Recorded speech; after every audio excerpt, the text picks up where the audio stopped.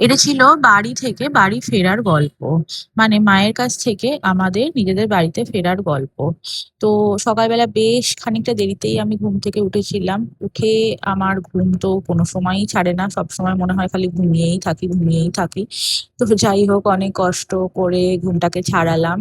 তারপর দেখলাম এই মহারাজ আমাদের বাড়িতে এসছে, মানে আমাদের পাশের ফ্ল্যাটের এক দিদির ছেলে।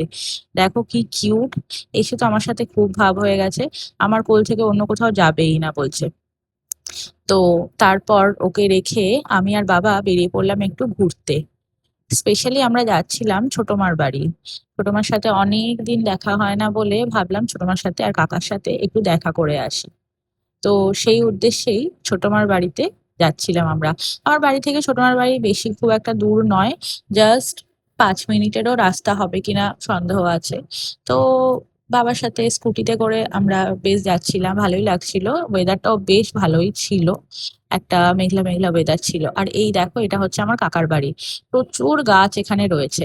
এরপর বাড়ি এসে দুপুরবেলায় লাঞ্চ করে একটা ছোট্ট করে ঘুম দিলাম। তারপর জিকো এসে গেল আমাকে নিতে, সন্ধে সন্ধে করে। দিয়ে আমাদের মোস্ট ফেভারিট ওয়াও চিকেন থেকে আমরা কিছু রাতের বেলার জন্য ডিনার নিয়ে বাড়ি ফিরলাম। টাটা।